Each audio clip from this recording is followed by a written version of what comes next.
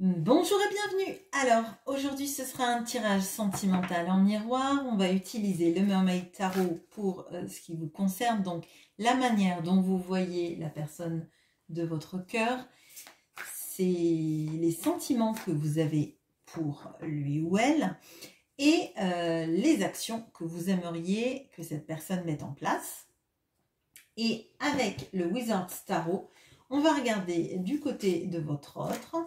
Comment est-ce qu'il vous voit? Quels sont ses sentiments? Et quelles sont les actions qu'il a envie de mettre en place?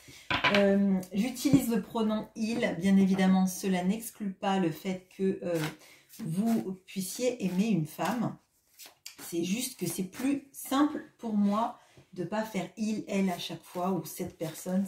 C'est plus long et ça rend le discours moins fluide. Excusez aussi ma voix qui a tendance un peu à dérailler. Allez, c'est parti. On regarde, on commence tout de suite par vous. Comment est-ce que vous voyez cette personne?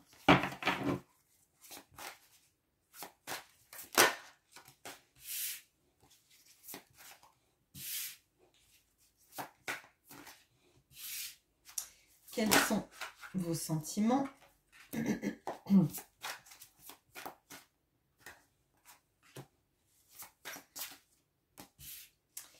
Et quelles sont les actions que vous aimeriez que cette personne mette en place? Est-ce que vous voyez? Tac, tac.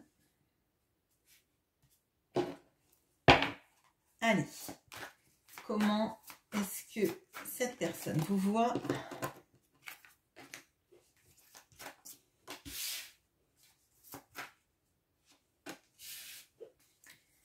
Quels sont ses sentiments?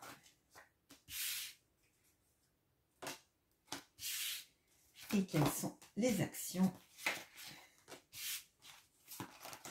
Ok, les cartes s'expulsent. Bon, il y a peut-être des choses qui ont mis du temps à sortir et qui sortent d'un coup un peu de manière assez brouillonne. Bon, allez. Comment est-ce que vous voyez cette personne? On a le 2 de bâton.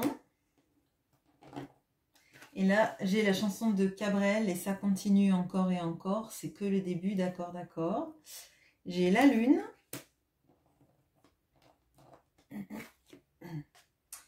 Et j'ai le 4 d'épée. Bon, alors, vous voyez quelqu'un plutôt figé.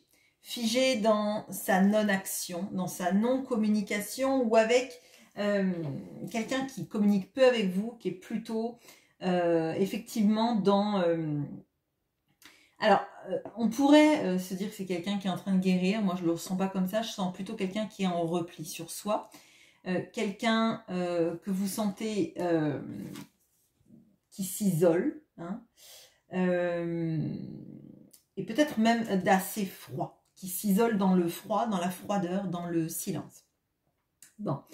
Le 2 de bâton, ça me fait penser à ma guidance sur les problèmes de communication entre vous. C'est une carte qui indique qu'effectivement la communication, elle n'est pas fluide, il y a quelque chose d'incertain, et c'est renforcé en plus pour moi par la lune. Il y a quelque chose chez cet autre qui est envoûtant, qui est qui vous attire à lui, hein, un peu comme le chant des sirènes, mais vous ne savez pas si c'est vraiment quelque chose qui vous fait du bien à la finalité ou du mal, parce qu'il y a beaucoup de zones d'ombre. Hein. La lune, c'est à la fois les rêves, les tentations, mais c'est aussi, et l'intuition, mais c'est aussi les peurs des choses qu'on ne voit pas, qu'on ne connaît pas, qu'on ne comprend pas, le petit chat qui paraît une panthère. Avec la lune, on a vraiment ça, cette notion de est-ce que ce que je vois, c'est ce qui est? Est-ce que je comprends vraiment les choses telles qu'elles sont? Ou est-ce que c'est mon imagination qui fait que j'imagine tout ça vis-à-vis de cette personne. Là, moi, j'ai l'impression qu'il y a quelque chose qui vous dit, mais si cette personne ne communique pas, reste dans le silence, est en retrait, est dans la froideur, pourquoi est-ce que je ressens ça? Est-ce que finalement, je ne me suis pas trompée? Est-ce que tout ça, c'est pas seulement dans ma tête? Est-ce qu'il y a vraiment eu quelque chose avec cette personne? Est-ce que tout ce que j'ai ressenti, ce que j'ai cru voir, ce que j'ai cru comprendre, est-ce que même tout ce qui a été dit, est-ce que c'est la vérité ou est-ce que c'est une illusion? Bon, là, on voit que c'est pas négatif ce que vous voyez de cette personne, c'est plutôt des interrogations que vous avez vis-à-vis de cette personne. C'est vraiment ce que je ressens. Alors, vos sentiments. On a la tour. Le cavalier de coupe. Et le 9 d'épée. Bon, alors, là, vous avez l'impression que tout se déconstruit un peu dans votre vie, que vous ne comprenez plus le sens des événements, le sens des choses, de pourquoi tout ça en est à ce point-là.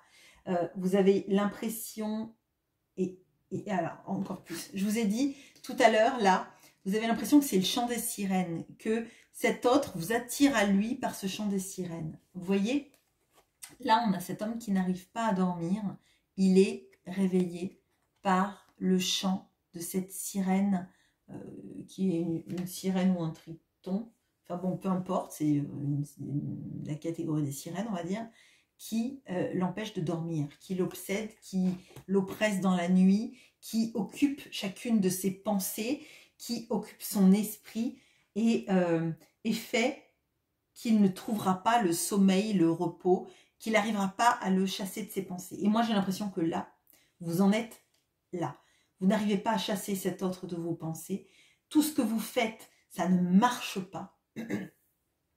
Vous n'arrivez pas à oublier cette personne. Vous essayez. Vous avez l'impression que votre monde se déconstruit, que vous n'avez aucune prise sur les choses, que vous ne comprenez pas pourquoi. Alors que cet autre est en silence, ou est en repli, ou est loin de vous, et dans la froideur. Pourquoi est-ce que vous pensez sans arrêt à lui ou elle? Et il y a l'impression que tout se déconstruit, que même les certitudes, la manière qu'on avait avant à arriver, à passer d'une relation difficile, à retrouver quelqu'un, à passer le cap en fait, à faire un deuil plus ou moins rapide d'une situation, là, vous n'y arrivez pas en fait. Vous n'y arrivez pas, c'est obsédant, c'est oppressant. Vous dormez sans doute mal, vous pensez à cette personne, vous rêvez peut-être de cette personne. C'est oppressant et c'est tout le temps dans votre tête. Ça a déconstruit une partie de votre vie, hein, je dirais. Ça a déconstruit une partie en tout cas de ce que vous avez toujours connu, sur votre manière de réagir aux situations amoureuses, aux relations amoureuses. On a au milieu le cavalier de coupe. Ça veut dire que vous étiez prête et vous êtes toujours prêt, je pense, au fond de vous-même, à donner énormément d'amour et à accomplir beaucoup de choses par amour pour cette personne, à lui montrer tout l'amour que vous avez, l'amour qui guérit, l'amour qui apaise, l'amour qui est un réconfort, un refuge, un asile, un oasis dans le désert où il pourrait venir s'abreuver. Vraiment, je ressens ça, un refuge où il pourrait être bien auprès de vous. Et j'ai l'impression que c'est isolé au milieu de tout ça. C'est malgré tout ce qui se passe, malgré l'obsession, malgré la déconstruction de votre vie, malgré le froid, la communication difficile, il y a toujours ça qui vibre en vous et vous n'arrivez pas à chasser. Donc, tout est déconstruit, il y a de l'obsession, de la fatigue, de pas arriver à oublier de cette personne, et au fond, il y a ce cœur qui bat et cet amour que vous aimeriez lui montrer, cet amour qui est plus fort peut-être que ce que vous avez connu dans toute votre vie. Et ça bat, et ça bat, et c'est fort, et ça s'éteint pas, c'est comme quelque chose d'incandescent qui ne s'éteint jamais, en fait. Bon, les actions que vous aimeriez que cette personne mette en place. Le 4 de coupe, l'as d'épée, la justice. Vous aimeriez que cette personne vous voie pour qui vous êtes, se rendre compte de votre présence, de l'importance que vous pouvez avoir dans sa vie, de cette fameuse coupe d'amour, de ce refuge que vous savez créer, que vous pourriez créer et qui serait 1000 fois mieux que toutes ces bouteilles de vin que cette personne boit toute seule. Elle noie son chagrin seule, alors qu'en fait, vous pourriez partager un amour et un bonheur ensemble. Et vous aimeriez qu'elle se rende compte de ça, qu'elle se rende compte de qui vous êtes, que vous êtes là, que vous n'êtes pas que quelqu'un qu'on voit quand on a envie de la voir, quand on est disponible, quand il y a un alignement des planètes, que vous êtes là tout le temps et que vous, votre vie, elle continue quand cette personne, elle ne vous donne pas de message et que vous continuez à penser à elle, même si elle apparaît, elle disparaît. Vous continuez à penser à elle, à l'attendre, à l'espérer, à vouloir qu'elle se rende compte que vous êtes là et que vous êtes prête à lui offrir un monde magnifique et merveilleux dans lequel il pourrait être heureux. Parce que là, clairement, on a quelqu'un qui boit tout seul énormément d'alcool. Donc, les gens qui boivent seuls, sans être jugeante, c'est plutôt triste parce que non pas que boire avec beaucoup de gens ça soit super génial, c'est pas ça, mais on peut partager un verre avec des gens qu'on aime et partager un moment agréable, avec modération bien évidemment, mais boire seul, et autant il y a quelque chose de triste, de sabotant même, je dirais. Alors je dis boire, mais c'est pour vous montrer, c'est pas forcément quelqu'un qui boit, mais c'est pour vous montrer en fait qu'on a quelqu'un qui est dans une sorte d'addiction pour pas penser, pour pas oublier, mais qui se sent seul en fait. On voit vraiment le repli sur soi, mais pas dans quelque chose qui lui ferait du bien. C'est pas un repli pour guérir, c'est un repli pour pas penser, pour oublier, pour se noyer en fait dans quelque chose de différent. Vous aimeriez que cette personne, elle ait conscience de quelque chose. Là, on a l'as d'épée et l'as d'épée et il est entravé par une corde. Et comme il est entravé par cette corde, il ne permet pas de se brandir et d'avoir cette épiphanie qu'il pourrait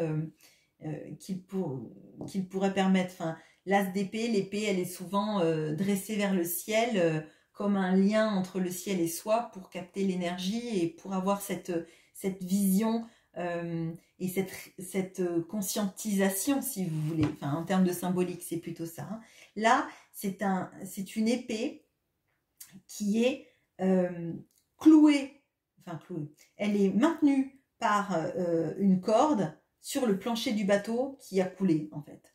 Donc là, c'est l'épée, la conscientisation est maintenue par quelque chose, par un lien que cette personne aurait dans sa vie peut-être, par un lien qu'elle a mis elle pour pas, comme si elle avait attaché, ficelé tout ce qui pouvait être de la conscientisation pour surtout pas voir. Hein. C'est comme si on se mettait un bandeau sur les yeux pour pas conscientiser les choses qu'on veut pas voir ou qu'on veut pas comprendre, hein, tout simplement. Donc vous aimeriez qu'elle comprenne qui vous êtes, ce que vous représentez, à quel point c'est important de pouvoir partager à deux plutôt qu'être dans l'insatisfaction tout seul. Bon. Et on a cette carte de la justice. Donc là, on a un arcane majeur sur chaque ligne. Et la justice, c'est déjà potentiellement un lien que vous pourriez avoir, un lien karmique potentiellement. Et c'est surtout de se dire qu'à un moment donné, vous aimeriez que cette personne vous rende justice pour qui vous êtes, pour ce que vous apportez, pour la justice aussi de... Vous voyez, elle est tombée sur le cavalier de coupe. De tout l'amour que vous représentez. Qu'elle se rende aussi justice à elle en acceptant d'être aimée. D'être aimée par quelqu'un qui est capable d'aimer, qui est capable de lui donner ce dont il a besoin. Et il y a quelque chose de aussi vous donner à vous l'amour que vous méritez. Bon, très bien. Alors, du côté de cet autre, comment est-ce qu'il vous voit? On a la mort. Alors, ça me fait penser à Rencontre avec Joe Black. Donc, on a cet ange qui danse. On a le magicien, donc 2 arcanes majeures, ok. Et le 9 de denier. Bon, cet autre vous voit comme en grande transformation de votre vie. Alors, autant lui, vous le voyez comme quelqu'un d'extrêmement statique. Et je pense que c'est le cas. Hein, on a quelqu'un qui ne fait pas d'action et qui est plutôt en mode repli. Là, il vous voit comme quelqu'un qui a fait alors j'allais dire un bond.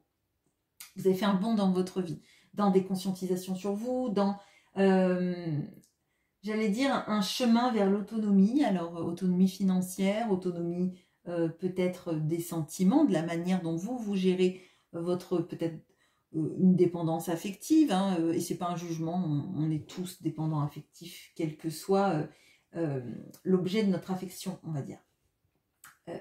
Là, on a vraiment cette notion-là de même du phénix, vous voyez. Vous avez su renaître de vos cendres, là, c'est ce que je ressens. Et maintenant, cette personne, elle vous voit sur un nouveau départ, mais déjà engagé. Sur le fait que vous maîtrisez énormément de choses dans votre vie et que j'ai l'impression là que maintenant, il y a comme une autoroute qui se déroule devant vous et qu'avec toutes vos capacités, vous êtes capable d'aller partout dans plein de domaines différents. Je crois qu'il y a quelque chose du renouveau de ce que vous êtes, de la manière dont vous gérez votre vie, de la manière dont vous savez déployer j'allais dire des trésors d'ingéniosité, de capacité. Votre hôte vous voit vraiment comme quelqu'un qui s'est transformé et qui a maintenant une palette de possibilités et de capacités en vous. C'est fou.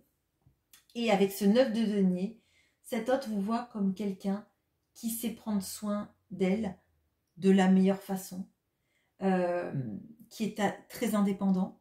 Donc, on peut avoir quelqu'un, vous êtes indépendante financièrement, vous savez vous gérer, vous savez prendre soin de vous mieux que quiconque, et peut-être parce que personne s'est aussi bien occupé de vous hein, que vous ne le faites vous-même. Donc, on n'est jamais mieux servi que par soi-même, vous avez bien raison. Et moi là, alors, c'est pas dit par les cartes, mais c'est mon ressenti. J'ai l'impression que cet autre, il sait pas trouver sa place là-dedans. On va le voir dans le tirage, mais j'ai l'impression qu'il se dit, mais qu'est-ce que je vais pouvoir lui apporter, moi, qu'est-ce que je suis comme plus-value dans sa vie? Alors que c'est toujours compliqué de chercher la plus-value qu'on est dans la vie de quelqu'un. On a juste à se dire, on est bien avec quelqu'un, et puis chaque jour, on apportera un petit soleil à l'autre, en fait. Mais bon, bref. Les sentiments, maintenant. On a la force. Et dis donc, ça y va, les arcanes majeures? Le 3 de bâton. Et le pendule. Bon. Bon, vous aviez l'impression qu'il est statique. Il est statique. Hein. Il est statique, mais son cœur balance entre la staticité et le fait de prendre des actions. Bon, déjà, là, on est avec quelqu'un qui essaie de trouver la force en lui, de surmonter ses peurs, hein, de surmonter tout ce qui est de ses obstacles psychologiques, de ses limitations. Hein. Et je pense que si il reste sans rien faire, c'est une apparence parce que toutes les choses se déroulent à l'intérieur, on va dire. On a quelqu'un qui réfléchit beaucoup à la suite de votre histoire, hein, sur comment ça pourrait se passer avec vous. Donc je pense plutôt au quotidien, hein. Au quotidien, nous deux, ça va où? Comment ça y va? Est-ce que ça va marcher? Est-ce que si on se met ensemble, ça va rouler? Comment est-ce qu'on peut être ensemble? Comment est-ce qu'on peut se dépêtrer d'une situation? Parce que là, moi j'ai l'impression, et j'ai 2 fois cette notion de corde là. Donc, par exemple, si votre autre était qu'il est en couple avec quelqu'un, hein, par exemple, ou qu'il a une famille ou une situation qui le tient, pour pas qu'il soit en couple avec vous, pas forcément parce que les gens ne veulent pas qu'il soit avec vous, mais parce que les gens ne veulent pas qu'il soit avec quelqu'un ou parce qu'il doit des choses à une situation ou à des personnes, il se sent, pardon, il se sent vraiment attaché à cette situation, il se demande comment il va sortir. Vous voyez, là je le vois ce pendu, comme vous voyez dans les films là, je pense dans les films, vous savez, les gens qui vont dans la forêt et puis il y a des gens qui ont construit un piège et puis la personne se retrouve avec le pied pendu dans la même situation que ce pendu-là. Je ne sais pas si vous avez l'image, moi je l'ai là. Mais je suis tombée dans un piège. Donc, moi, ça m'amènerait à une situation passée dont j'arrive pas à me dépêtrer. Il faut que je trouve la force pour la rejoindre, de me dépêtrer de ma situation. Mais comment faire? Là, vous avez l'impression que cette personne, elle ne bouge pas, mais elle est en train de réfléchir à comment se dépêtrer de sa situation pour vous rejoindre. Bon, c'est plutôt positif. Bon, on va voir les actions maintenant. Bon, alors, quand je dis les arcanes majeures, c'est fou. On a cette magnifique étoile qui est ma carte chouchou, le 9 de coupe et le 2 d'épée qui vient... bon. Alors, ce qu'il a l'intention de faire, alors je ne vais pas vous dire que c'est des grosses actions, parce que là, on est sur quelqu'un qui réfléchit à comment se dépêtrer de sa situation, quelle qu'elle soit. Je vous ai dit, soit c'est une situation de couple, soit c'est une situation qui le tient. Donc, je vous laisserai adapter, voilà. Mais on a vraiment cette notion-là d'avoir l'espoir que les choses s'arrangent parce que vous représentez son plus grand rêve, en fait. Vous êtes... Le 9 de coupe, c'est le souhait. C'est le souhait qu'on fait. On frotte la lampe du génie et puis on n'a qu'un seul vœu. Ben, le vœu, c'est d'avoir la personne idéale pour soi. Hein. Ben, c'est vous. Bon. Donc, en fait, il a cette chance, c'est qu'il a frotté la lampe, il vous a vu vous, mais il ne sait pas comment faire pour vous rejoindre vous, en fait. Donc, il fait des vœux à l'univers pour pouvoir vous rejoindre, pour pouvoir avoir cette chance d'être aidé, pour couper sa corde, ou pour comprendre comment, avec des abdos, ça serait peut-être simple de remonter.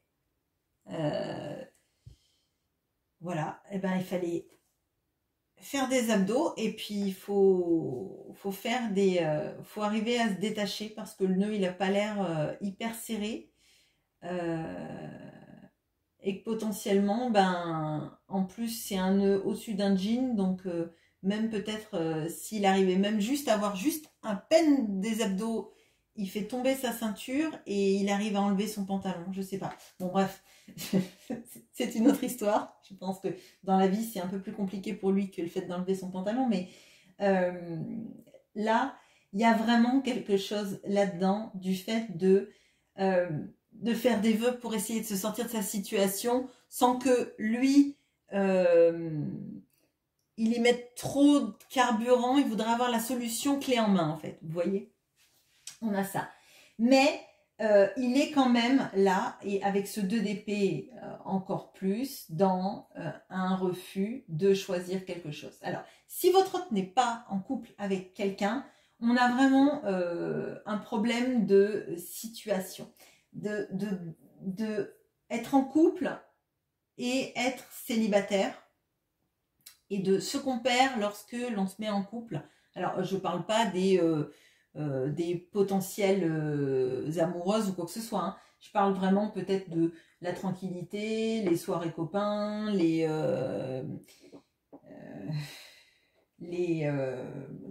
qu'est-ce qu'on pourrait trouver d'autre, les soirées télé, manger ce qu'on veut, faire ce qu'on veut, rentrer quand on veut, etc., etc. Bon, en même temps, on est sans doute aussi moins heureux, etc. Mais bon, bref. Donc là, on a quelque chose sur la difficulté quand même de choisir, parce qu'on a quelqu'un qui ne fait pas de choix. À mon sens, là, on a vraiment plutôt quelqu'un qui réfléchit à comment se détacher, mais qui aimerait que la solution la plus facile lui soit donnée par le destin, par la vie, par un concours de circonstances qui fasse qu'il n'a pas trop à